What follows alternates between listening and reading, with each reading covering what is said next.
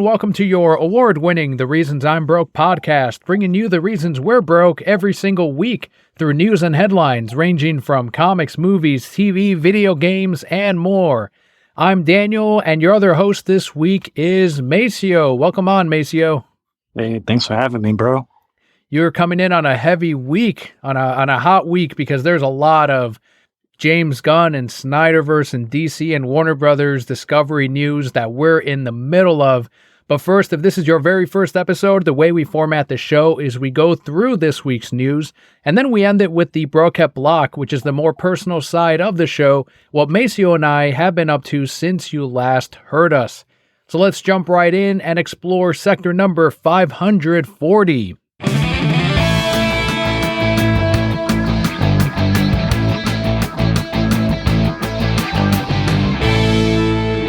This first one here is from Mr. Pokemon, as they have decided that they are going to increase the cost of its booster packs by over 12.5% with the launch of its upcoming Scarlet and Violet series of cards. So this is the latest set that will be coming out next year, the main set at least, because they're coming out with Crown Zenith in between.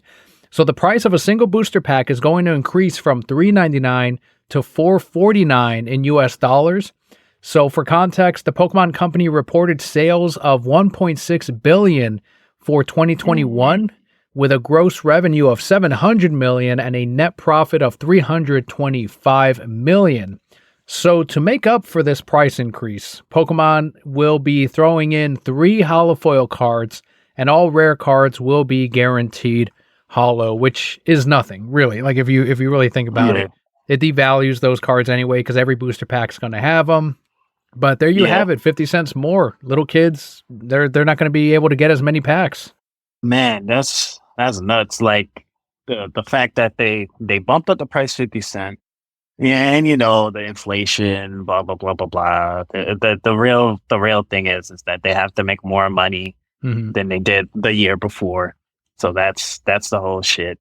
Adding in some worthless cards, like it sounds good to a person like me. It sounds like, oh man, they're adding extra cards. Like that sounds good. Like, oh, it's going to be rare cards. But if they're adding more of them in, that means, like you said, those cards don't mean shit. They're just they might as well just be fucking blank cards at that point. It's just, I guess it helps if you're trying to actually play the fucking game. If you're trying to play the trading card game, I guess it helps. Otherwise, it doesn't really help you at all.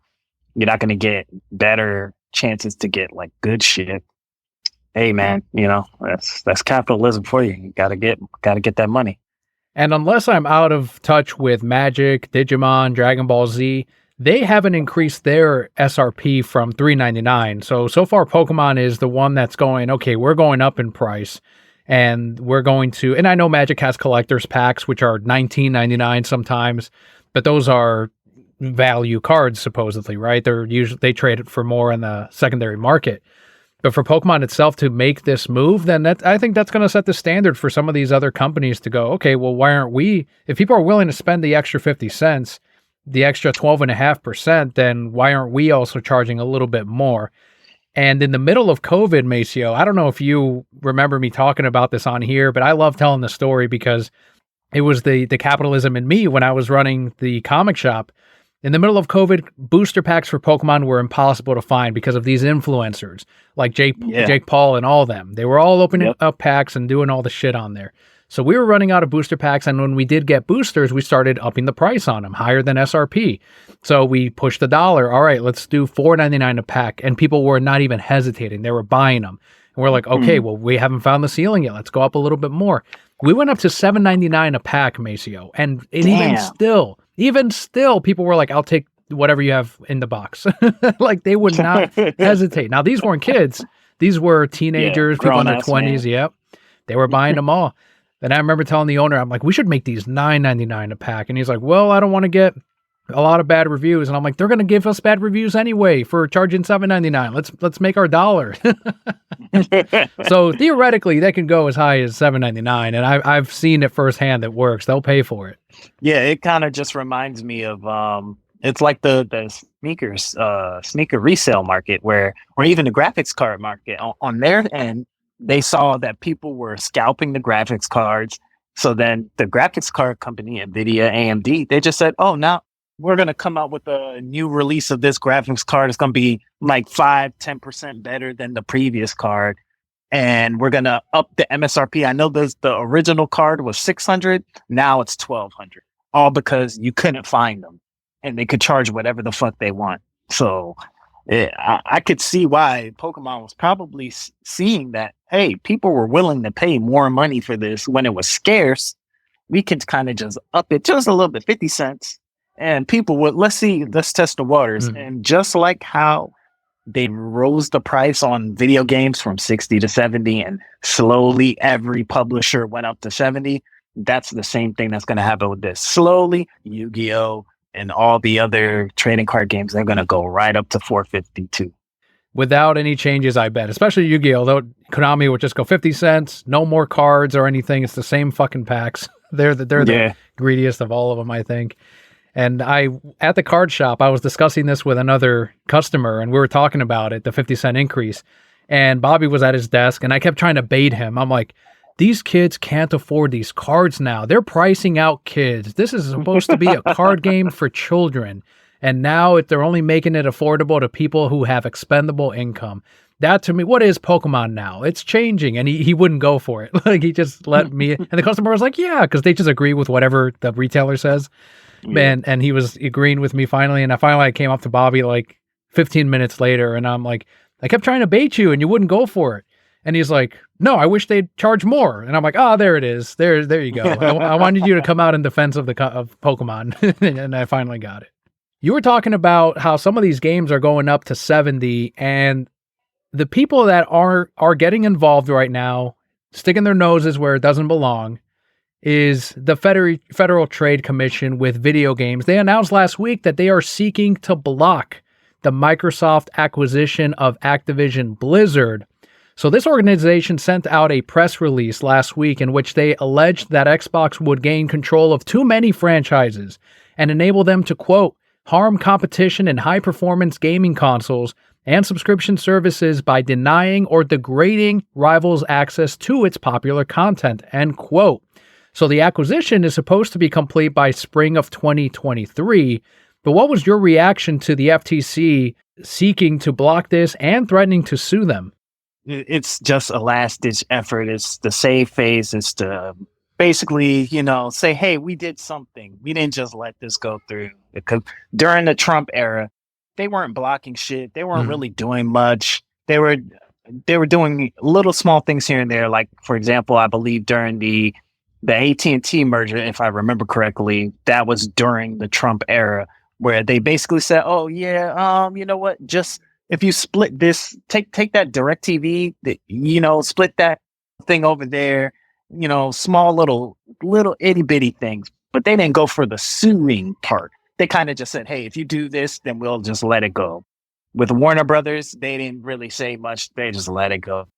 So it's certain things like that. They kind of just let go, but then they want to harp on big tech. They want to be hard on big tech, and they don't have a leg to stand on. If you look at what they submitted to their own court, they said, hey, they told the EU when Microsoft bought Bethesda, they told the EU, yo, we're not going to make anything exclusive. All the games that are coming to PlayStation, they're going to continue to come to PlayStation. And then as soon as they bought them and the purchase went through, they said Starfield's going to be exclusive to Xbox and PC. And then the EU had to come out and say, actually, they didn't tell us shit. They didn't say that. They didn't promise us anything. We didn't even ask for any concessions. And then in the grand scheme of things, Xbox made Starfield exclusive, but every new update for Fallout 76 still comes to PlayStation. Every new update for Elder Scrolls Online still comes to PlayStation. They're remaking Fallout 4 so it could be on the new next-gen hardware, making it 4K, 60 FPS, doing all of that for Xbox and PlayStation. Like, they're not only doing shit only for the Xbox. So even in that regard, they're wrong. They're not going to get the new IP for PlayStation, which makes sense if they're trying to keep something to Xbox exclusive. And this thing is really all about one fucking game. It's all about Call of Duty. Yeah. Sony doesn't bring up anything but Call of Duty. They're not saying we're not getting the new Diablo. They're not saying we're not getting Overwatch 2 or whatever else Blizzard or Activision might come up with. They just keep talking about Call of Duty. And then Microsoft came and hit them over the head and said, look, Nintendo got the 10-year deal. Steam, 10-year deal. Hey, Sony, we will let you put this shit in your fucking Game Pass, in your little Sony PlayStation Network subscription service. We'll put it in there. Day one, just like the Xbox. If you want it, do you want to do that? And crickets. They don't even respond. They don't even pick up the phone. Like they're trying to give every concession to Sony they have so they can stop going to the FTC, because that's what Sony's doing. They're going to every regulation board. They're going to the UK. They're going to the EU. They're going to FCC. Anyone that wants to listen and say, please block this. Please. They're gonna. No one's gonna buy anything. The Sony, we're gonna go out of business if they get Call of Duty. Like that's all they're doing. It's sad.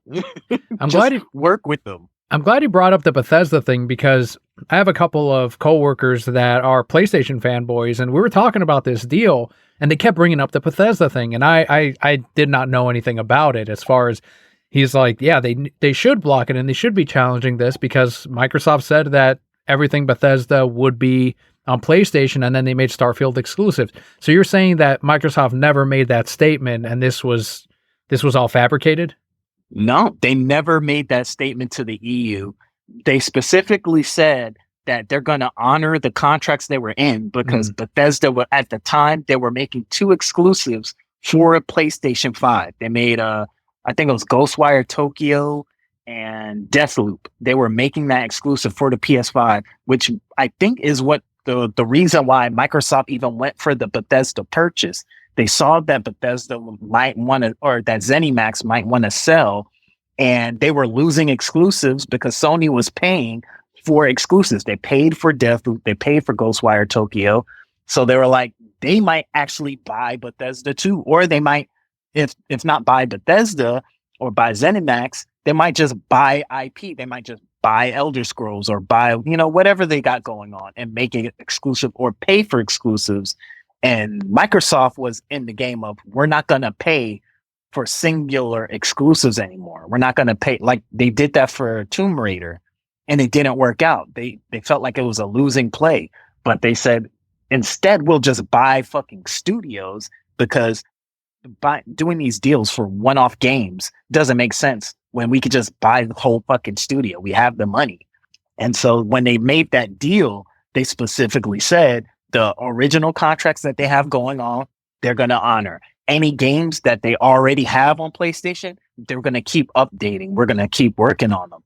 And then for the rest of it, they just let Bethesda do whatever they do. But obviously, the biggest game, which is Starfield, that they're working on, they're going to keep that exclusive. And hell, we don't even know when the new Elder Scrolls comes out in 3 or 4 years. They might just put that shit on PlayStation because it's a big game that will make a lot of money if they put it over there, but they're going to put it on the Xbox and put it in Game Pass day one. Okay, now that makes a lot more sense, and I knew I needed to look into it, and I didn't hear anyone, I couldn't find the information for it, but I'm glad you cleared that up here. And now with Microsoft coming out and saying, I know you're not a huge fan of Michael Pachter, but he was saying that he's 100%, he's like 99% sure that this deal is going to be done, and that it's going to be done before March of next year. And he said it's because this is all the FTC just trying to do a victory lap when the deal is done to say, we got them to take these concessions and put them on paper as a legally binding contract with Microsoft, which Microsoft has already said, we'll do that. Yes, we're willing to do that. And it's just for the FTC to say, here's what we made them do. And that they can, get reelected, whatever the politics are behind all of that. And that's what's going to happen is what he was saying. And I think that's pretty much what's going to happen. It's a little bit more complicated in Europe. And he said that it's going to pass over there too. It's just a matter of how many years. Do they want to go through the legal system and fight Microsoft for 3 years and not have Call of Duty on PlayStation for 3 years, which is even more it's less consumer friendly than if they were to just approve it and get Call of Duty on PlayStation that year. So that's what he was saying. He's like, they're going to choose to, whatever they choose, it's going to eventually be approved. So it's up to them if they want to be the FTC or whatever in Europe, if they want to be non-consumer friendly and keep Call of Duty from PlayStation for another 3 years. Yeah, from what I can see in the EU, I don't think that they're really pushing back so much. It's the UK's commission. The UK specifically is looking even deeper into it. But again, that's Sony. They're using all of Sony's talking points, but they're not really saying what harm it's doing to the consumers. They're more or less saying what harm it's doing to Sony.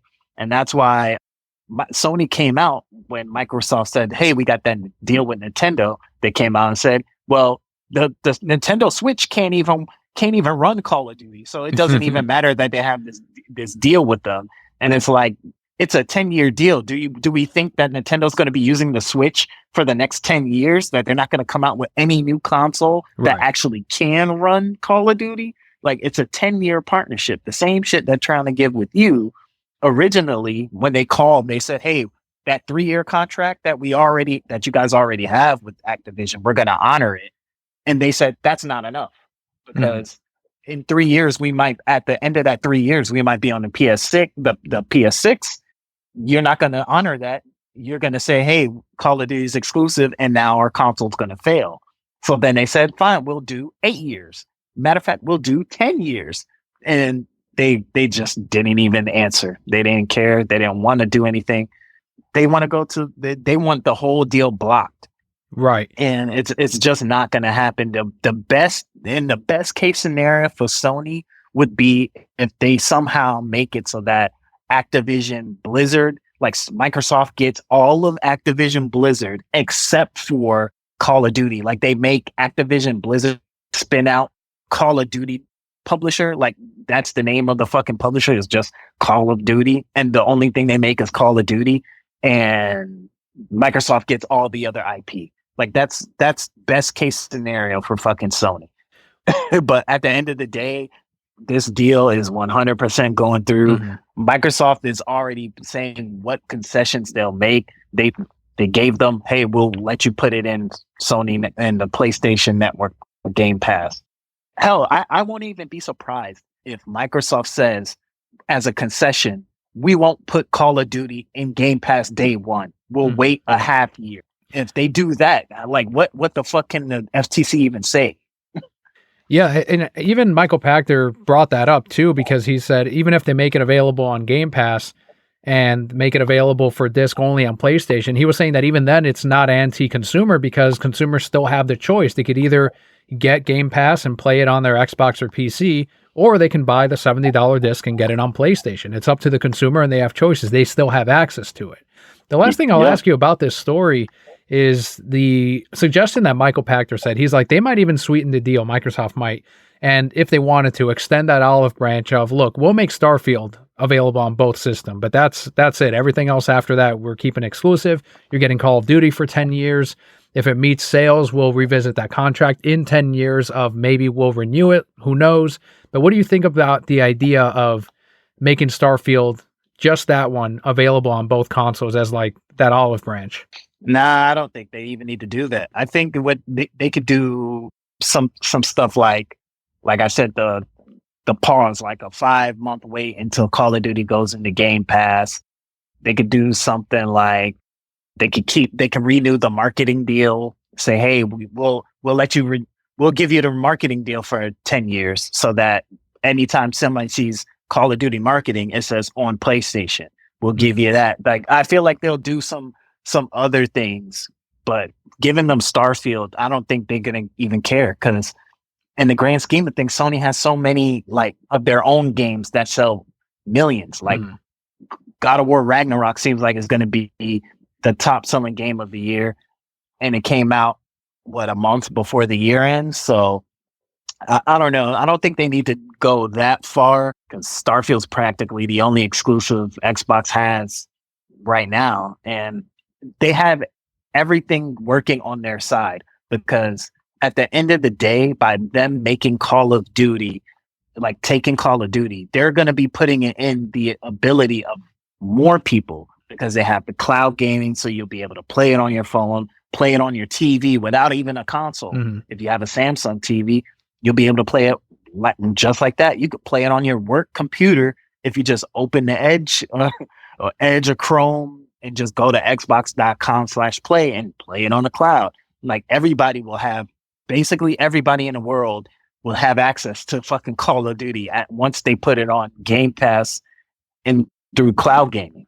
So you can't say that they're taking away access just because some people don't want to play it through the cloud, or you don't want to buy an Xbox, or you don't want to play it on PC. At the end of the day, more people will be able to play it if they buy this company. So the fact that they're trying to say that it's going to make competition worse is just a lie, or that less people will be able to play is just a lie. It's not. It's not true. So they have all the cards on their side, and they're willing to make every concession they can to get the deal done. So how can you block it? It's practically a wash. It's going to go through. I would say give it by March. By March, it'll be through. There you go. And we will be celebrating it right here on the show. And make sure to get your Microsoft Xbox Series S on sale right now at Target. Well, let's go into a little bit of movie and gaming news. First, Spider-Man Across the Spider-Verse got its full official trailer. Who do you think you are? Really? We are supposed to be the good guys. We are.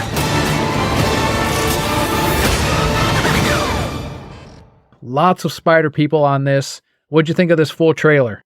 It looked good. The animation still looks great. The art still looks great. The little bit of fight scenes we saw looked pretty cool.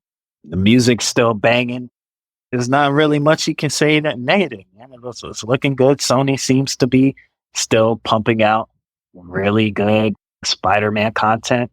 What can you hate about it? I mean, it's looking better than the last Spider-Man content I saw coming out of Marvel. So it looks good. Yeah, right out of Disney. While I don't think Sony does video games as good as they do their movies, they definitely know how to handle Spider-Man. They know how to handle the Marvel universe. I will watch a Sony Marvel movie over anything from Disney. I'm there for Morbius 2 when that releases. I'm there for Venom 3 when that releases. And Spider-Man Into the Spider-Verse is my favorite Spider-Man film, followed by the Andrew Garfield and Tobey Maguire ones. And this is one that I will be there on day one. I believe they finished these back to back, so part 3 should be out in 2024. I've taken Leo to it. Like you said, not much negative we can say about it. Comes out June 2nd of next year. Yeah, I got a couple two things like Stan Lee. I mean, I guess, pay tribute to him. Rest in peace. I don't know. I just feel kind of odd just seeing him in the fucking movie, and they put him in the trailer on top of that. They didn't even let it get to the movie part to where you're like, oh shit, it's Stan Lee. Like they spoiled it in the fucking trailer. Well, in the movie's defense, that was all a clip from the first film where he gives him he sells him the spider. It's funny because he sells him the spider suit and it says no returns on there, and it's clearly a suit that doesn't fit Miles anyway. And I'm like, that's kind of like real Stan Lee. Taking money from people. And then at the end of the trailer, like, oh, buy a PS5. Like, what the fuck? That was so unnecessary. Like, they didn't even say buy the PS5 and get Spider-Man Miles Morales. Like, they didn't even throw that on there. It just said buy a PS5. Like, okay. All right, Sony. Like, we already know every movie that you guys have coming out all has like PlayStation 5s in it. Like, they'll show a kid playing PS5 in it. Like, okay, we didn't need that at the end of the trailer. But, other than that, good trailer. Looks good. Excited to see it. And it comes out around our birthday. Oh, perfect. That'll be fun. And another trailer here that came out and it surprised everyone was at the Game Awards. We got from WB Games and DC, a new cinematic for Rocksteady's Suicide Squad Kill the Justice League. Now, the reason this was a surprise is it did reveal our first look at Batman showing up in this game. We knew that Superman was in there. I think they had confirmed the Flash, Starros, Green Lantern, a couple different characters. But Batman in this trailer is one of the corrupted Justice League members that is opposing Harley Quinn, Deadshot, Captain Boomerang, and King Shark. And this video did close out with a tribute to Batman voice actor Kevin Conroy. I am vengeance. I am the night. I am Batman. He will return to Rocksteady's Arkhamverse one final time and reprise his role as Batman in this game. So some secrets still that weren't revealed as to other projects he was working on, and one of them is this new game from Rocksteady. Yeah, that was cool. I hope there is more Kevin Conroy Batman to come, and some like different other projects that we didn't know he was working on. Because it's kind of sad that if the last project that we get from Kevin Conroy is him playing Batman, that's not really gonna be Batman. You know what I mean? Like it's a corrupted Batman. And then on top of that, we're getting his last performance as Batman in a game that's not all about Batman. And like he's not even gonna be, I can probably assume that he's not even gonna have that many lines. He's not gonna be like a big bad that we're gonna be going up against for even 45. So that kind of sucks that we're not gonna get like a full-fledged Kevin Conroy performance, like minutes of screen time. It's not. I feel like we're gonna get way more of Harley Quinn than we're gonna get of Kevin Conroy. Absolutely. So that's the thing that sucks about it. But I'm still looking forward to the game for sure because it's made by the real Rocksteady, the real guys that worked on fucking Arkham Knight, Arkham City, Arkham Asylum. So it's still something to look forward to for sure. One of the few successes that Warner Brothers Discovery will have is this game, because I don't think Gotham Knights did well. No, it did terrible. I mean, it made a decent amount of sales, but it could have been so much more. And the game came out, it was glitchy. The performance wasn't there. The gameplay wasn't there. People were looking forward to it. I was looking forward to it until we learned more and more about the game. We still don't know too much about the gameplay for this, so it's kind of like an iffy if it's gonna be good. And we don't even have a release date, like an actual date to it. So it's definitely on the radar. It could easily flop. We are talking about WB here. Well, they did have a latest flop with The Rock, and according to Variety, Black Adam's theatrical box office is expected to stall out just shy of 400 million globally, meaning that it could lose 50 to 100 million in its theatrical run. Warner Brothers Discovery disputed these numbers and believe that the movie will ultimately break even. Black Adam still has not been greenlit for a sequel, so Warner Brothers Discovery does not have that much faith in that anyway. And I even read an article about how The Rock is getting into trouble now for fabricating some of the numbers and box office that leaked out, according to, I want to say it wasn't Variety, it was one of the other trades, but that the numbers that were leaked out by The Rock or his camp are not correct, and they're kind of, it's cooking the books just to try to get a sequel out of it. So as much as The Rock will literally try everything. He blamed COVID, he blamed the theatrical closes, he blamed some of the other countries that didn't have as big of an opening as far as theaters, China. He's now cooking the fucking books just to try to make this look like a success as much as possible. The only thing I'll give The Rock is he's got the hustle, right? No matter the cost. Hey, I don't blame him for trying to cook the books. I mean, I've seen plenty of places cooking the books. A lot of weird financial shit going on around the country. Like I saw with Deion Sanders, what he was dealing with at Jackson State, and why he left there had something to do with the finance and how they were cooking the books over there. So I don't blame him for cooking the books. But my thing is this a fail on Warner Brothers? Is this a fail on Black Adam and the whole concept of how they did the movie? Or do people just not fuck with The Rock no more? Because I thought like putting The Rock on something meant like at least 500 mil out the gate. Just out the gate, Rock's in it. This movie is going to make money. The Rock was in this. He was fucking promoting it like crazy. He's out there promoting it. He's on every fucking TV show, every fucking late night talk show. He's posting about it consistently. Even after the movie came out, he didn't shy away and say, "Oh man, it's not really doing too hot." No, he was pumping that shit. So to see him doing that much to the point where he's trying to cook the books, like, do people not care that The Rock was in this movie, or is Black Adam not a jump out character where people want to see it? Or did Warner Brothers just fuck up the whole thing entirely?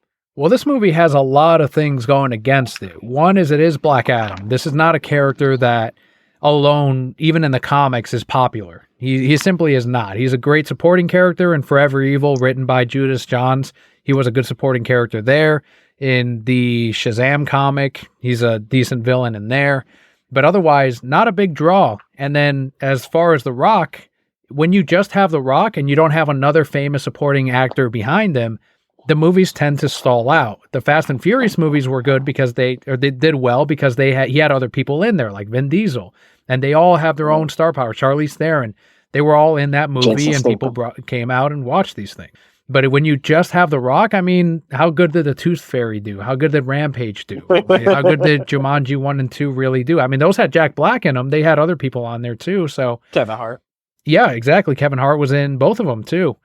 And then I forgot I thought there was one more actor, but those movies had star power behind them. This one had a bunch of CGI.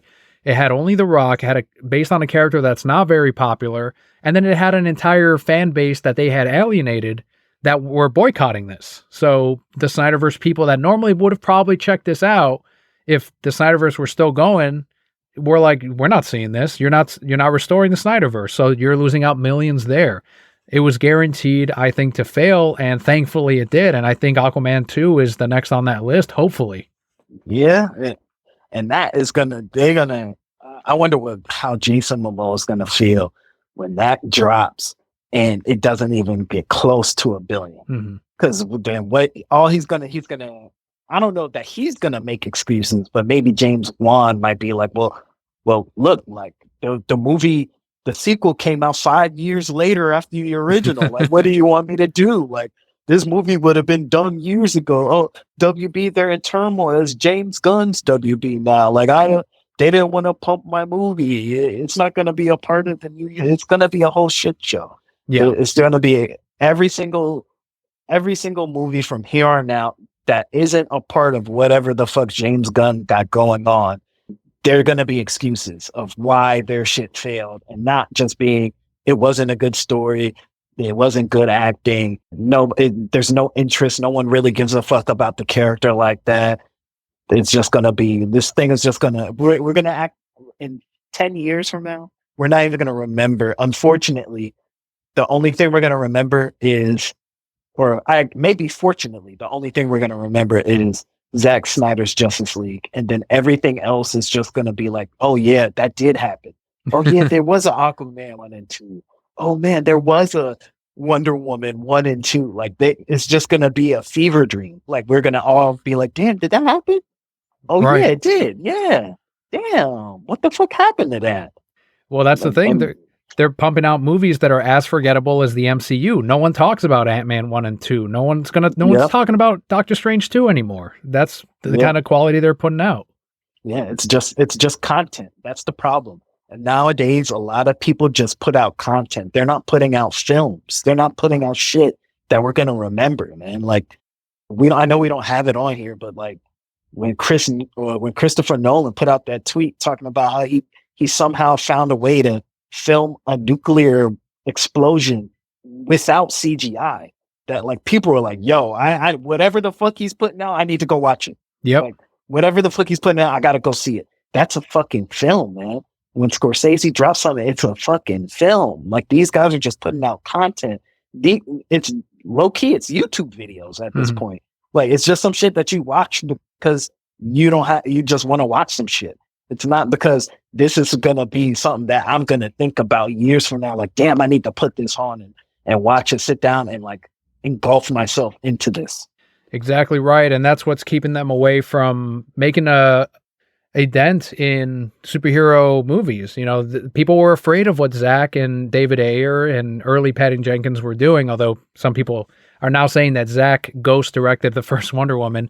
But all of these directors and Nolan, especially Nolan before that, Yeah. and even if you want to go back further, but you know, the studio and these people had so much fear and controversy over what these people were doing. The Joker being cast, or having the Joker be someone that has makeup instead of permanent damage to his skin and face and body, that was controversial back when The Dark Knight was coming out. These are all things that they were taking chances on and ended up making an impact for the better of the story, of the characters, of the actors. And now they're playing it safe and they're reaping the non-benefits of it. Yeah, I feel like I hear people talk about Man of Steel. Like, as much as people like to say how Zack Snyder's movies, like, they weren't good, like, people talk about them. They talk about Man of Steel. They talk about Batman versus Superman. I don't hear people talk about Iron Man. I don't hear people talk about Iron Man 2, Iron Man 3. I don't hear anyone say anything about Pedal Gunn's Suicide Squad. Like, I don't hear anybody. There's no discussion to be had behind those movies. They're just movies. They're just something that you watched at one point in time, in one side of your ear, out the other. That's right. People still talk about, like you were saying, BVS, Man of Steel. And they will, every time they come out with a new Marvel movie, they can't help but bring up Zack Snyder. To slam him, sure, but they'll bring him up. He's still, what do they say, live rent-free right in their heads. And they'll continue to talk about Zack and compare him to these other movies because he fucking made a difference. So did Nolan. Yeah. Yeah. It's literally just, they have to bring it up because whether they liked it or not, it made them feel a way. Yeah. Seeing them destroy, and seeing Zack Snyder have Superman destroying the city made them feel a way. Seeing Batman just killing off people in BVS made them feel a way. That's good directing. That's good movies. Absolutely. And then people that don't look beyond it, right? Like, oh, he's killing. It's like, yeah, did you watch the rest of the movie though? Like, he learned. Yeah. That's the whole, it's a whole discussion, but they are not making those movies anymore. And this is the news that Adrian brought up on Patreon, and I've seen a couple of people bring up on Twitter as well. And it's something that I know broke last week, but now we've got more that came out this week as well. So we're going to include all of that in here. Our thoughts on all the changes, the meetings that are happening at Warner Brothers Discovery. Knowing our luck, something will happen tomorrow, but we'll cover that next week if it does. DC Films, Pedal Gunn and Peter Safran met with David Zaslav, the Warner Brothers Discovery CEO who hired them in October to lead the newly launched DC Studios. That includes their film and TV division. So out of this meeting, The Hollywood Reporter confirmed that Patty Jenkins' Wonder Woman 3 is not moving forward and is considered dead in its current incarnation. It is unclear if there's any future with Gal Gadot's Wonder Woman in these new plans. Jenkins, at first it was rumored that she walked away from the project, and she made it clear in her own statement on Twitter that she was willing to work with the Warner Brothers Discovery, with Gunn and everyone else, on moving forward with Wonder Woman 3, but they instead decided not to move forward with that third part. So obviously there's a lot to discuss here overall, but let's first take that chunk right there. I mean, it's pretty much confirms that that's already one big member of the trilogy, the trio that is not in the new plans for Gunn or Safran. Yeah, and honestly, I don't blame them. I mean, with how bad 1984 was, like, and seeing as it doesn't seem like James Gunn wants anything to do with whatever the fuck happened prior, I don't see why they would continue. Like, what's the purpose? Like, it failed. If Wonder Woman 1984, if there was no COVID pandemic, that shit would have bombed. It would have bombed. It would have. I don't even know if it makes 400 million. Like, it was that bad. I didn't hear a single person speak positively about it besides, Pedro Pascal. Is that? Yeah. Besides his performance, I didn't hear anything positive about the movie. She chose to do that film with Jeff Johns. Every time the Snyder Cut was brought up during the press launches of this film, Patty Jenkins was very quick to shut it down and say, we're not talking about that. And Gal Gadot was like, all right, like, she kept her mouth shut too. So she's not a friend of the movement. She decided to work with Jeff, and this is where it ended up. So if we're talking about silver linings here, Gal Gadot is no longer tied into these sequels and may or may not be free for any future projects. Let's keep digging a little bit here. So one scenario for DC moving forward is the closing curtain of the Snyderverse and all of the cast that Zack Snyder helped put together for his Justice League. So this would also shut down any future Aquaman films by Jason Momoa and James Wan. And that also includes Ben Affleck's cameo in Aquaman 2, which they're now saying at first, before Gunn and Safran got hired, Michael Keaton's part in Aquaman 2 was replaced by Ben Affleck. So they were bringing back, David Zaslav wanted Ben's Batman to be the future Batman in these movies. Well, now Gunn came in and said, well, none of those characters are in our plans. We want to reboot. So they're cutting Ben Affleck's cameo in Aquaman 2 because it would have led to future appearances. And they're instead closing out Aquaman 2 without any promise of an Aquaman 3. And that's where that will end it. So that's another cast member that is no longer having any future, unless you believe the Lobo rumors, with the new DC studios. Yeah, well, I can kind of see this going this way. Like I don't see Aquaman even having a future unless that shit makes $1 billion, which I don't have any type of. I don't think it will. Like I just don't have any type of faith that it would get to $1 billion. I'm thinking that's probably like another 500, 600 million type of deal there.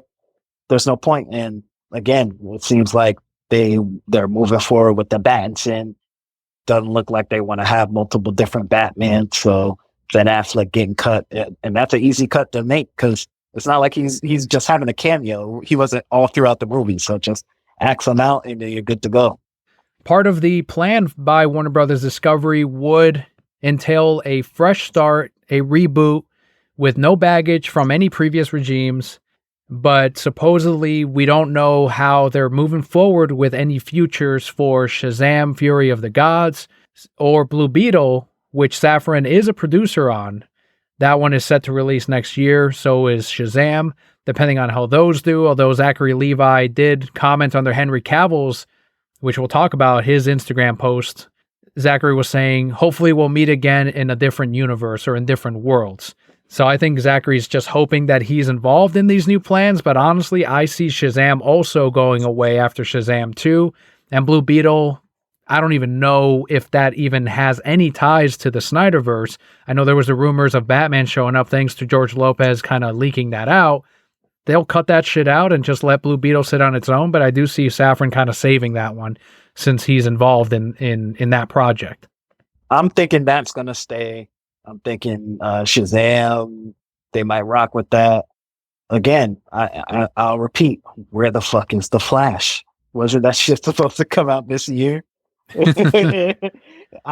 At this point, I feel like they're gonna hit it with the write-off. Like, because that's the only thing that's up in the air. Like that shit has so much of all of the previous Zack Snyder's Justice League stuff in it. Yep. Has so many of those characters in it.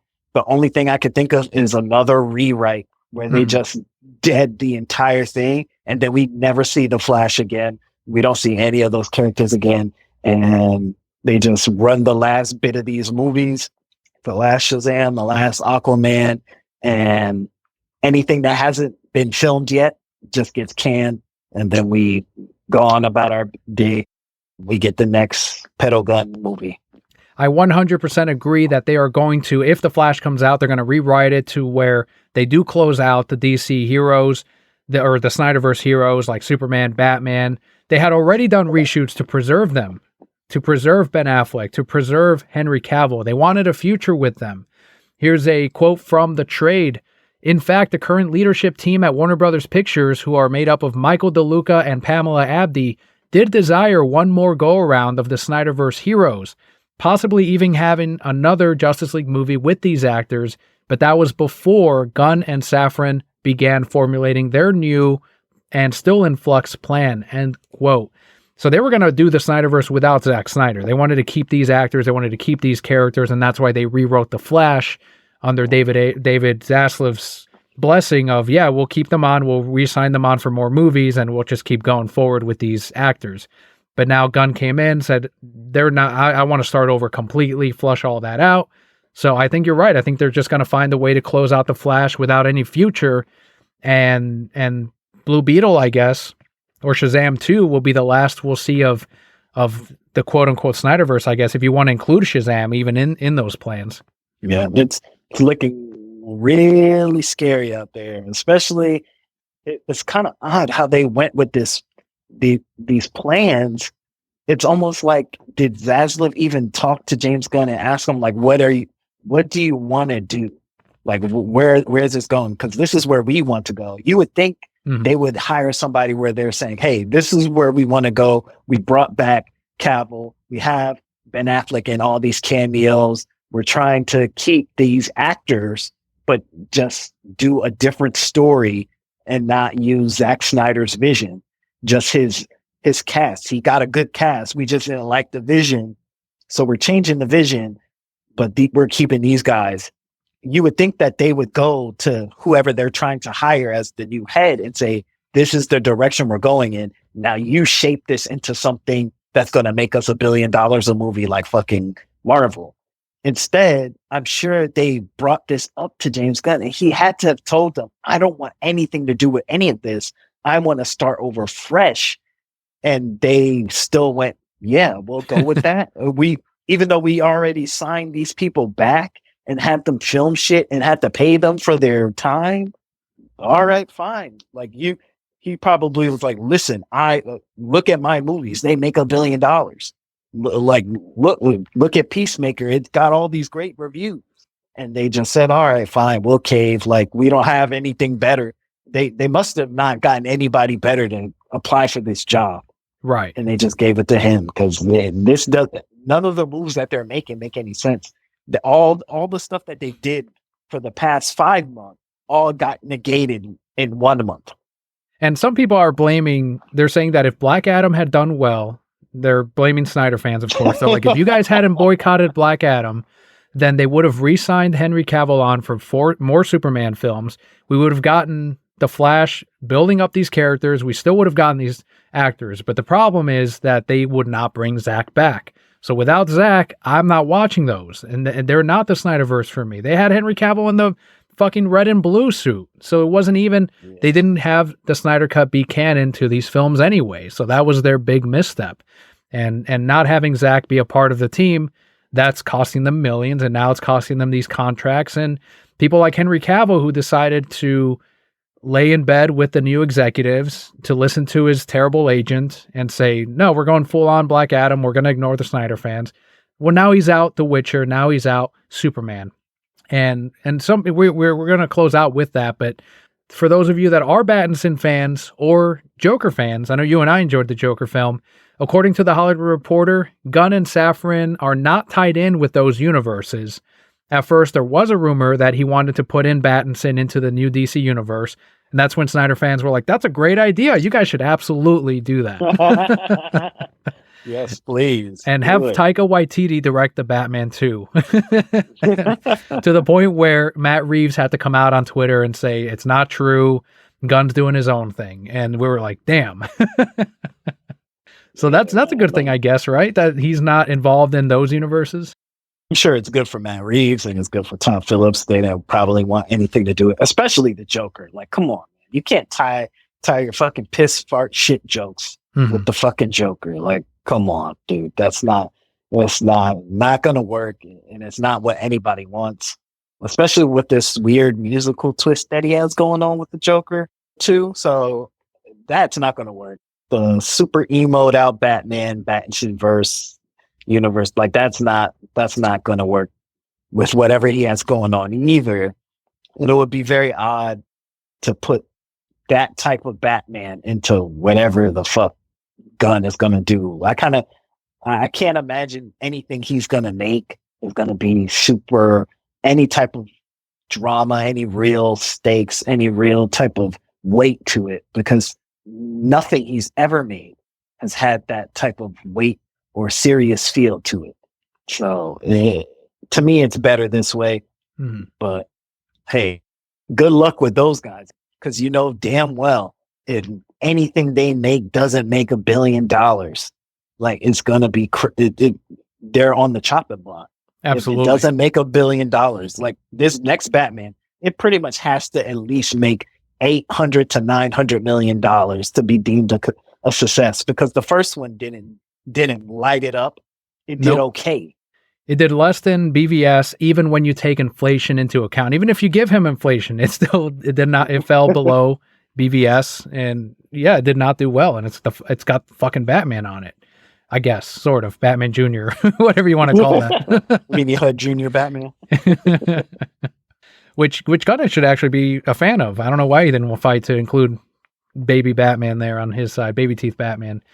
But Pedo Gunn did take to Twitter to address this whole meeting from the Hollywood Reporter and pretty much why he took this job. He said, quote, "So, as far as the story in the Hollywood Reporter, some of it is true, some of it is half true, some of it is not true, and some of it we haven't decided yet whether it's true or not.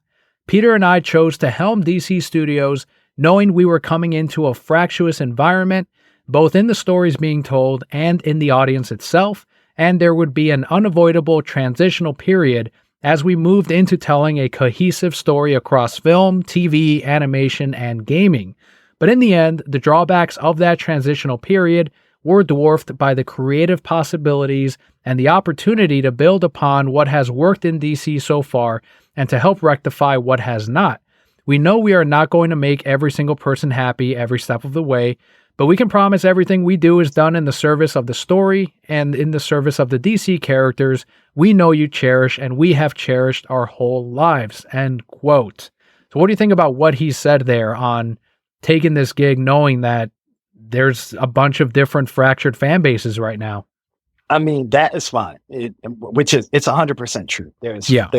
It's a fractured fan base. You got the people that will support DC no matter what. They're DC heads. You got the outside audience, which is just trying to watch something that's good. And then you have the Zack Snyder friends that used to just be DC fans that backed Zack Snyder when DC was trying to fuck him out of the whole universe. So it is true. But the problem is the way that they're going about doing it. They should have just asked the Snyderverse from jump. They should have given the actors those gigs back. The fact that they did that, and then now they're doubling back and saying, "Oh, damn, we fucked up. Actually, we shouldn't have gave you those gigs back. We're going to go with a whole new direction." It's dumb. And even his statement, "Oh, some of it's true, some of it's not true." He doesn't even this guy doesn't sound like a fucking president or a head of anything. He sounds like a fucking barely a supervisor. Like, come on, man. Have some heart and either say this shit ain't true or yo, we're doing he didn't even have to add the part where some of it's true, some of it's not. He could have just said, "Look, we're going in a different direction. The fan base is fractured. We're trying to put everything together and bring it back whole." He doesn't sound like a guy that you want to follow behind. He doesn't sound like a leader. One of the previous producers under Zack Snyder, when they were making BVS, Man of Steel, 300, all of those old movies, and he's no longer with Warner Brothers. I think he's one of the ones that got replaced as they were moving onward, but he still has a presence on Twitter, and he actually went after James Gunn, which was something that I did not expect. No one expected him to really go after him like this, but by James Gunn choosing to write the first Superman movie, and this is Greg Silverman who I'm talking about. He's right now a founder and CEO of Stampede. He said, quote, "I really wish James had hired someone to write this," referring to the Superman film. "He has a job. He's an exec now. He missed an opportunity to support someone else and bring a new voice into the fold. He could guide, share his ideas, and mentor. Giving the first big job of your new tenure to yourself is a bad look," end quote. So that ties into what you were talking of. He doesn't sound like an exec. He sounds like someone who still is lost, is doing whatever Warner Brothers is. He sounds like he's figuring it out as he goes. Yeah, it reminds me of somebody that starts a business, like they started a business and then they're like, "All right, I need to hire some people, but I'm the best guy to do the fucking job." So I'll just work all the hours. I'll do all the things. And the problem is, in a creative position, you're at the head. So if you want to be the Kevin Feige, then be the Kevin Feige. You give out the overall overarching plan, and then you hire the right people to do the work. You don't fucking say, yo, you know what? I'm writing this. Cause guess what? He's gonna write it and he's gonna fucking direct it too. Just wait.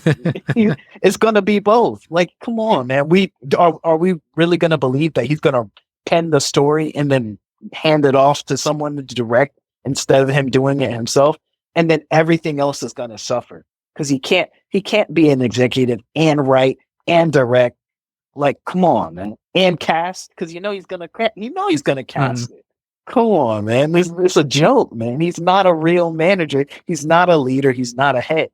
He's just the guy. He's a jag, just the guy. People were saying if I were the head of DC Studios, I certainly wouldn't have the fucking time to be on Twitter all day arguing with people. And that's exactly what happened right here with at the Den of Nerds. He tagged Pedo Gunn and confirmed the rumor that he doesn't like Henry Cavill and doesn't want to include him in the 10-year plan. So the Den of Nerds said, quote, even more people have reached out to me since you said this to tell me you really don't like him. Just saying what I heard, end quote. Gunn responded with, quote, so weird. You seem so plugged in. Anyway, I just had 40 people reach out to me to say that you just got kicked out of your mom's basement. So sorry, man, end quote. That's your exec right there. That's your head of DC Studios. Yeah. Yeah, he doesn't sound like a executive. Like executives wouldn't even entertain this. No, they wouldn't have even said anything about, the Hollywood Reporter story. They would have just said, "Hey, this is what's going on."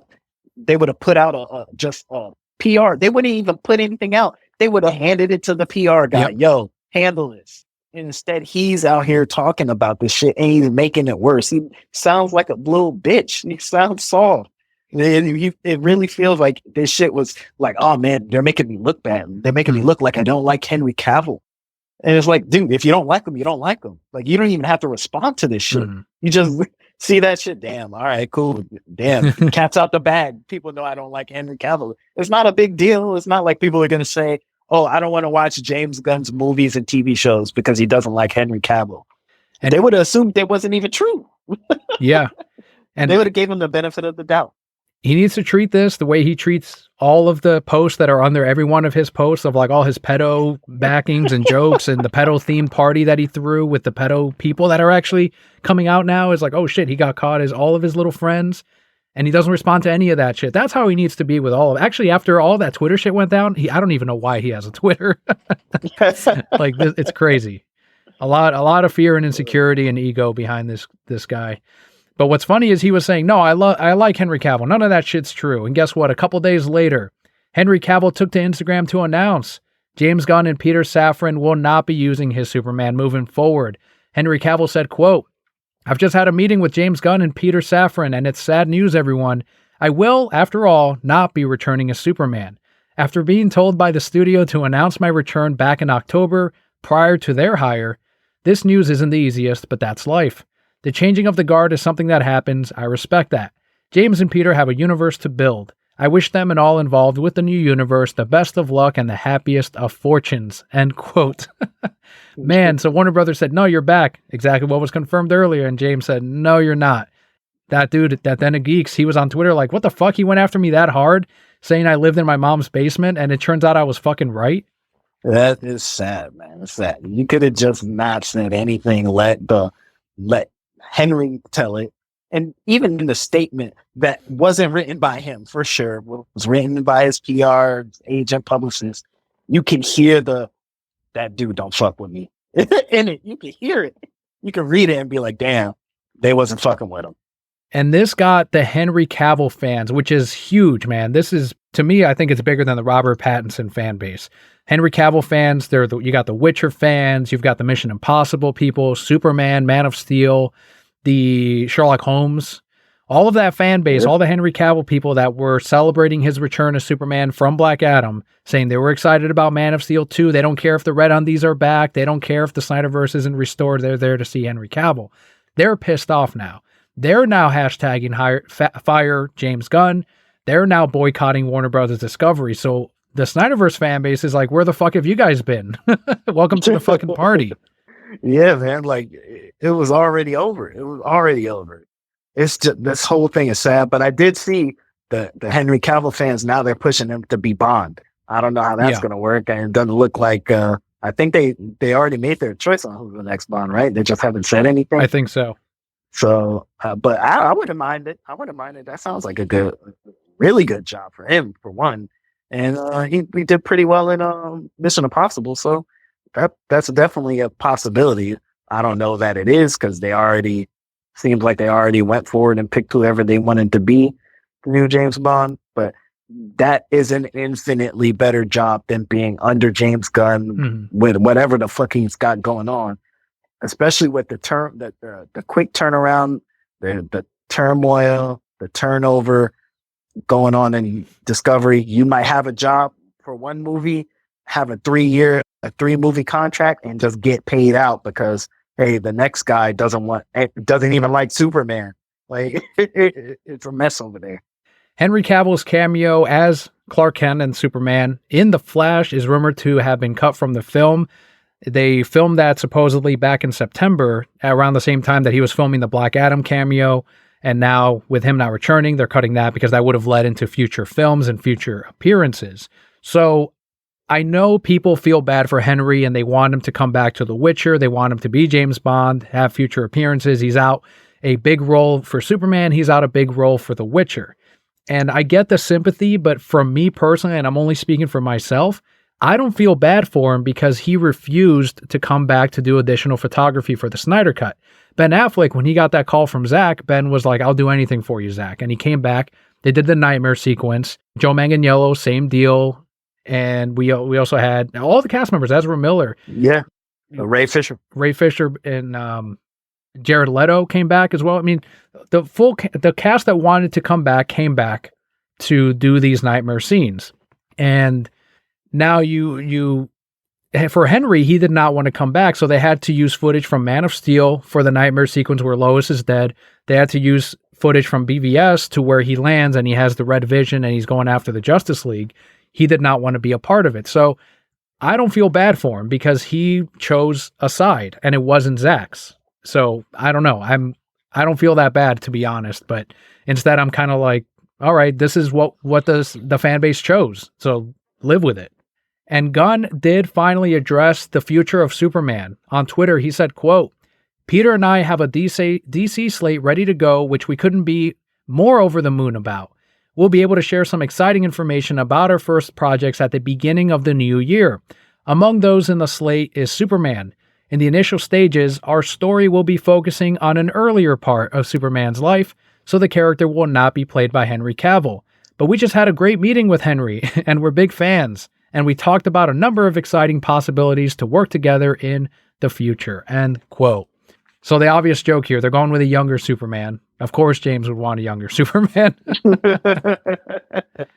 Yeah. I feel like they might be going younger if they might want to tie in or do something with Battinson. They have like a two young. They got the young Batman, like young Superman. But I can kind of already tell just off the top of his exciting information about the first projects. Like I feel like it's gonna be. I'm thinking of like some of the more gruesome type characters that DC has. Something like Red Hood. Like I wouldn't be surprised if he does like a Red Hood movies because he can make it R-rated, killing, put as much blood and piss fart shit jokes in that. Like I'm just thinking of those type of characters that he could use. Maybe use a couple more of some of those Suicide Squad people. Fuck around and give Peacemaker a movie. I don't know. Like there's young Superman. I can't even imagine him writing a Superman movie, man. Like just based off the stuff that he's written already. Like I just don't. But hey, maybe this is the type of work he's been wanting to do the whole time, and he had to go in the box of what Marvel wanted. And I won't be watching any of these projects anyway. Does not matter. He's the last person I would ever pick to write a Superman film, as you were saying. Not someone I ever expected to do any of that. But there you have it. There's a little bit of hope here, I guess. I don't know. I might be. It seems like I'm in the minority in the Snyderverse fan base to have this hope because of Clay Staub. And I want to point this out, and I want to see what you think. I ran it by Kelly, and she seemed to be on my side on this one, but everyone else in the Snyderverse fan base is like, it's over, it's done, thank you, blah, blah, blah. We'll always have this trilogy. So first on Twitter, big Snyderverse movement at SomeBlack1D said to Zack Snyder's DP, Clay Staub, tweeted at him. This is Clay Staub's the one who talked about the infamous pot roast and hid Restore the Snyderverse in his images throughout the year. Said, quote, Clay, it looks like Restore the Snyderverse is over. So thanks for everything you have done, end quote. So as of recording this last night, Clay Staub responded with, quote, I really will take that glass of Merlot now. What I'm reading in your tweet simply doesn't track with recent events. It's mind-blowing to know firsthand the potential for the work we've all done. Zack's telling will live beyond our own lives and will become the stuff of legends. End quote. What do you take away from his response here? To me, it sounds like he's saying that maybe that Zack, he has something that, and it might not be the Snyderverse coming back, but maybe he might get those actors up for a different movie, or get that same cast. He does like to work with the same kind of people and bring them in on different projects. So maybe he's thinking that there's something there, but from what I could tell, it seems like he's saying that there was potential, but that to me, it sounds like it's over. See, the only sentence that I'm tripping over is what I'm reading in your tweet simply doesn't track with recent events. So him saying that, no, Restore the Snyderverse is not over. So that gave me hope, because I'm like, all right, we're bringing this back to Henry being let go of his contract, Ben Affleck, all of these people. I read this as they're letting Zack do Zack Snyder's Justice League 2 and 3, finishing it off. And obviously the Snyderverse fan base is going to give a shit ton of money to those movies. And that'll be it. No future past 3, which is what Zack wanted to do anyway. Close it out with Zack Snyder's Justice League 3. Obviously, Henry Cavill's statement completely overrides any of this. He's saying he's done as Superman, but Clay Staub saying that, I don't know, I read it as we're going to get the last 2 movies, but that's just based on what he's saying. And he's still saying the pot roast is coming, which we think is Restore the Snyderverse. He said the holidays are incoming. Now I'm being pushed to continue fighting for the Snyderverse till Christmas. Like maybe it's a Christmas gift. I don't know, man. Like that's how I'm reading this. I just don't see how. So you're thinking there's going to be a Justice League 2 and 3, but then without Henry Cavill? Would that be the thing? Would they recast him? I don't know, man. Because I feel like if they went to Henry Cavill and they said, hey, we're not actually going to do your Superman movies, but we want you to still do Zack Snyder's Justice League 2 and 3. I don't know that he says, nah, I don't want to do that at all. Like, I'm only doing my Superman movies, or I'm not doing this shit. Like, I don't think he has a beef with Zack like that. So it doesn't, and they would recast them to who? Because whoever they recast them to, that guy is not going to be the actual Superman right. Gunn's writing.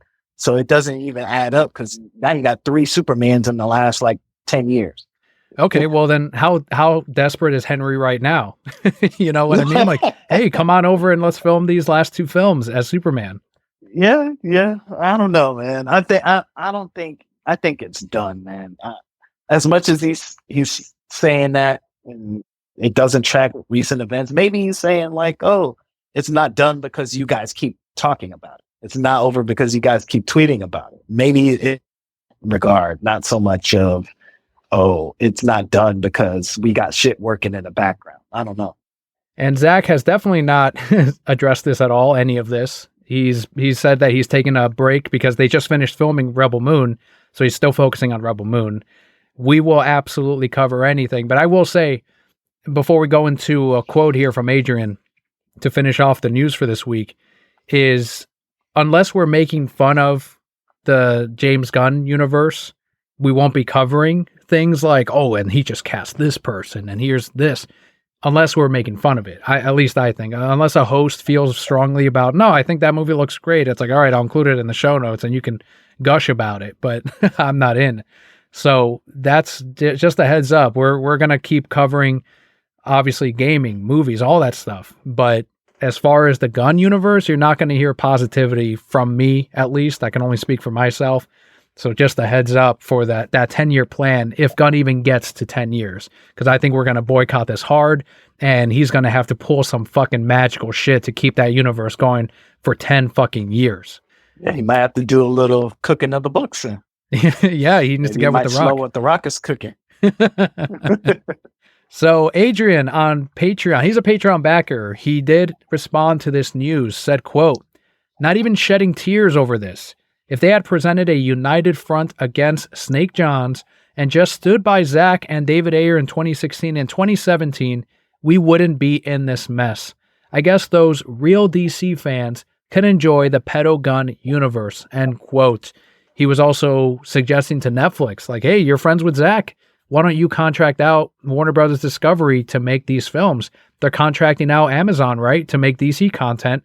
And contract out, hey, Netflix, are you willing to foot the bill to finish Zack Snyder's Justice League 2 and 3? Go ahead. So some good ideas there. I don't know if Netflix is in the financial position to do it, but I think it'll depend on how successful Rebel Moon will be. And I saw this great tweet, and this is probably the last thing I'll say about this, is the fact that there's so many disillusioned Star Wars fans and DC fans right now. They're going to make the Rebel Moon one of the biggest fucking hits for Netflix. Yeah, if he has to deliver it, and we'll see how good it is when it comes out. I'm definitely looking forward to it. And I got Netflix though, but man, like this shit is crazy. Like the whole way this ended up in 2016. If you would have said that this is what happened to DC in 2022, you'd be like, man, like what the fuck did they do? Like, how did all of these events just kept happening to get it to where Zach is fucking working for Netflix and David Ayer, you don't even have it. James Gunn went from lost his job at Disney, gained it back while also filming something for DC, and then became the head of DC after just filming another Marvel movie. Like people would be like, what the fuck is going on? But that is just the volatility of what happened to DC between AT&T buying Warner, splitting it off, having Warner get bought by Discovery, bringing in a guy that's just going to slash everything, cut everything, try to save as much money as possible. The whole thing, and it all pretty much starts with, what's the dude name that was running Warner Brothers before Zaslav? It all started Emmerich. with Emmerich. Toby Emmerich. It literally all started with him getting Jeff Johns. It all starts with that move when AT&T went and they got that guy. When they went and got the dude from, I think they got Joss the Whedon. dude from Hulu. No, they got the dude from Hulu to. Oh yes, Jason Kyler. Yeah, once they added him and he just started spending hella bread, doing whatever the fuck he wanted. It was just the steps that they took just dug them deeper and deeper into the hole. And now they're looking for the rope from fucking James Gunn. Good luck. That's desperation. Huge desperation. Their stock went down to $9 at one point today. Man. For Warner Brothers Discovery. Fucking terrible. This shit is just bad. Like the street, HBO Max is in the gutter. I don't even know what Discovery Plus is. And all of this is supposed to get combined at one point next year. Like they got so much shit going on. How the fuck are they got that going on? Plus whatever James Gunn's doing. Remember, let's just dial it back to what you said earlier with James Gunn's quote, getting the movies, TV, animation, and games. Like he's running all of that. Yep. The games, the animation, which usually the animation is running fine. You don't hear anything bad going on with that. People have nothing but good things to say. The normal thing that you see on Twitter or any online discourse is, man, why can't they just make DCEU be just like the animated universe? It's the animated, it's going so well. That's all you hear when anytime someone says anything about the animated universe, it's good things. And now you got this guy running that. We'll see what he cuts from there. and we will absolutely let you know how things shape out over the next couple of weeks and as we head into the new year. So let's close things out with this week's Brocat Block, what we've been up to since you last heard us, what we've been playing, reading, watching, what's been making us broke. So Macio, what have you been up to since you were last on? So I've been playing Plague's Tale. When it comes to games, I've been playing the Plague's Tale on Game Pass. Nice. Xbox Game Pass. Also been playing a shit ton of Fortnite. It got to the point that I now own a gaming laptop so that I can play on my screen and my wife can play on the TV screen. So no more split screen? No more split screen. So that's how far how deep we got into Fortnite that now I own a whole different gaming setup so I can play so she can have the TV. So that, and the new chapter of Fortnite is crazy. There's a lot more bugs in it though, but the amount of shit they added, they completely reworked the fucking graphics. So now the graphics look insane. So that's pretty much what's been going on there. Have you played as Black Adam in that game? No, I didn't buy that skin. No thanks. I'm cool. I'll keep my money in my pocket. And then also I just started the Rick and Morty game, High on Life, which is also on Xbox Game Pass. And as much as I thought it was going to be kind of annoying and not funny, maybe I might try and watch Rick and Morty because I was laughing while playing the game. Like it was actually funny. Congrats to that. I definitely want to get a little bit further and play more of that and see how well it continues, if the humor is going to actually get better, or am I going to get tired of Morty yelling in my ear, telling me where to go and what to do and making jokes. We'll see. But so far, so good. Well, good luck on Rick and Morty, because I gave it a shot when people wouldn't shut up about Pickled Rick, and that was all over the place. We had a Funko Pop that did incredibly well at the comic shop at the time, and they were telling me, you got to watch the episode, and I watched it. I'm like, this is not for me at all. And the Szechuan sauce shit, like when that fan base went nuts to McDonald's over that, I was like, I don't want to be a part of that fan. They're like Deadpool fans. I don't know if that makes any sense to you, but you know, they're like the same, cut out of the same cloth. Yeah, I feel what you're saying. I could kind of see it too. I tried to watch it as well, and I couldn't get over the burping. Like, I don't want to watch like that. It's just a little bit too much. But maybe I might try to watch it again. If not, I'll just stick to the game. The game's pretty funny, and it didn't have. They did throw in one burp in there, which I was like, God damn it! Like, come on, man! Like, you couldn't just. What is it with the burping? And I never found burping funny. It's just something that people do. It happens, but they find like they switch like fart jokes for burping. It's kind of weird. Well, I will say I do think farts are funny still. As like when Leo farts, I'm like, I laugh. Like, it's funny to me. Like, I don't know. But for some reason, burps just aren't as funny. I think it's because of the light noise of farts sometimes, where it just squeaks out. Like, that shit gets me. Like, it doesn't happen in South Park. It's just a real life thing. There's a coworker that I worked with, and every now and again, he would just fart. He'd be like, oh, I'm really sorry. Like, he just couldn't hold it. And I'd always laugh at him just because he would apologize. I'm like, that shit is hilarious because you're embarrassed. How's work been leading into the holidays and now into the New Year's? Are you guys kind of like, all right, here we go, leading into the new year, days off, all that stuff, the cool down? Yeah, it's pretty much that. Like, people are ramping up, getting ready to get the fuck out of work and take their week-long vacations, or, getting ready for the holiday season. Oh, the presents, I gotta buy this and that. We just had our little Christmas brunch, which was pretty good. Good food, good vibe, and kind of like a light day of work. Anytime you have any of those type of big celebrations in the office, it's kind of like people work really hard for like the first 3-4 hours and then kind of just coast the rest of the day. So yeah, especially, working for the government, you work for the government, you get all these days off. So it's kind of like every week for the next 3 weeks is going to be a short week. Like we get a day off every one of these weeks. We get Christmas Eve, Christmas Day, New Year's Day. So the week is kind of just going to fly by. Mm-hmm. The office is going to be mostly empty some of these weeks. So it's going to be cool to see.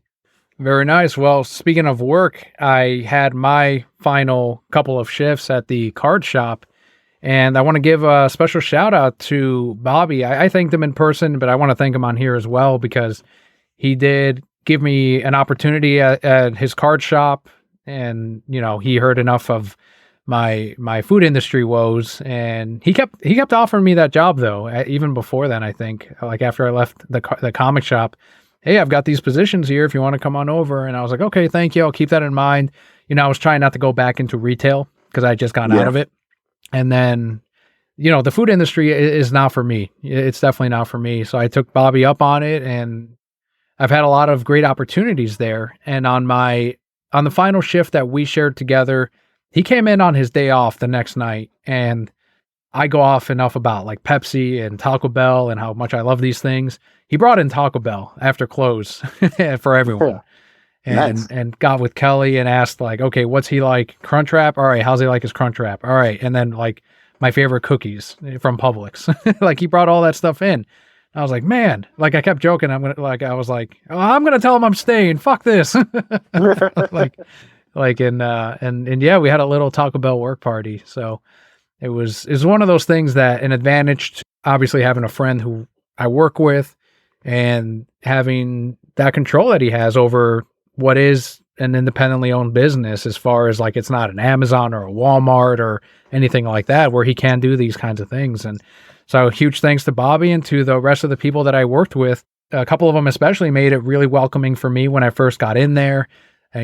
Some of them took a little warming up to, and that's on my end as well. But it worked out because, we all got along. We all related, at least I related to all of them, and we all had stuff to talk about. So it was a good time, but it's time to move on.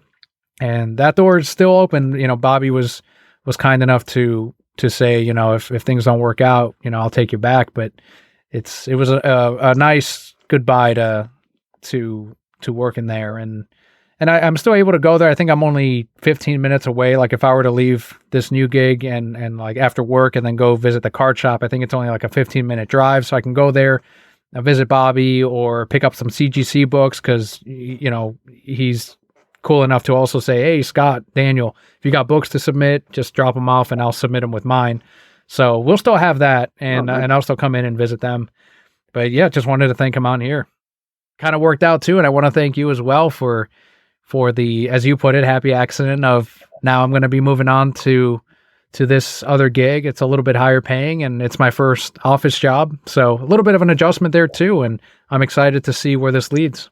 Yeah, man, it's going to be cool. I mean, it's going to be definitely a different work environment. I know when I first moved on from working with you at GameStop and being in that retail environment, as soon as I got out of it, I was like, I'm never fucking going back. There's nothing you could tell me to get me to be dealing with customers, man. Like it's just not, as much as it never really bothered me. I never had any like super horror stories besides, when we got robbed when we worked at GameStop. Like it just never was like my thing to do. Like this, once you get out of it and you realize like, oh man, you could like be in an office and kind of just chill. The only thing you have to do is deal with office politics, which is nothing. Every job kind of has like that little give and take where there's people that you kind of have to warm up to. There's people that you kind of have to talk to try to get where you're trying to go. If you're trying to get a promotion or look better here, whatever that might be, that is way better than having to deal with that and then also have customers. So to me, it's just a much simpler job where you kind of just, you come in, you have a set hour where you set hours where you just come in, you work, and you don't have to deal with really much of anything unless you make shit hard on yourself. Yeah, well, that's exciting. The Broke Head Core will be along on this journey, and we'll see how it all goes over the next couple of weeks as we go into the new year. And that will, I just noticed that a couple of host appearances here will be the last ones for 2022 as we move into 2023. So, Macio, I want to thank you for the support this year, of course, And please let them know where they can find you if they want to continue the conversation.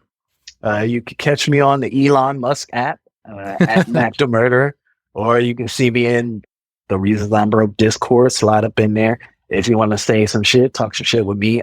Definitely make sure you mention me because I don't have my notifications on because I'm at work and doing other shit. But if you tag me, you mention me, I will see it and I will respond. Awesome. And there will be links to everywhere you can find Macio in the description of today's show.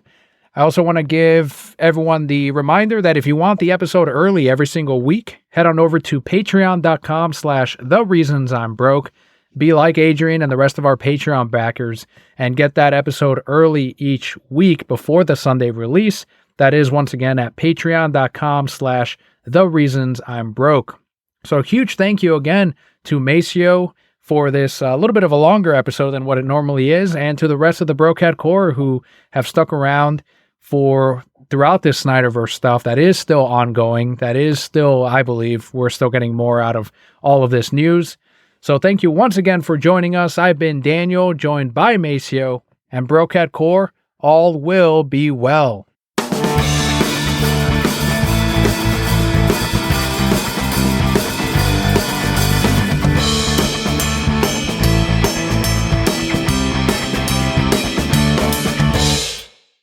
So Macio, since you are so big into Fortnite, Bobby keeps making the joke to like Naturo fans, like, oh, that's the character from Fortnite, or Dragon Ball when Dragon Ball card players are coming up, like that's Goku from Fortnite.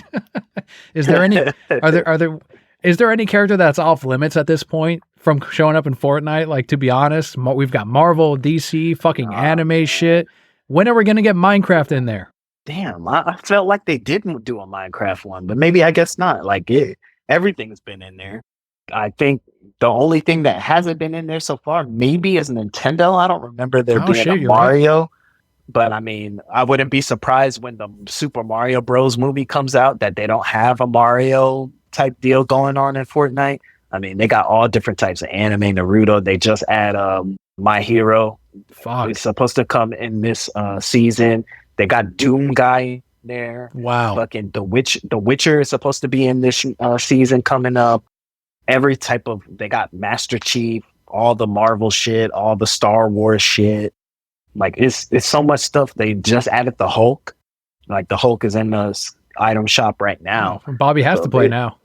Yeah, man. Like they keep adding more and more collaborations. At this point, Fortnite is literally the entire universe. You might be in Fortnite. They got Mr. Beast. That's fucking nuts. Like, entire. And actually, he's doing a whole giveaway, $1 million fucking challenge in Fortnite right now.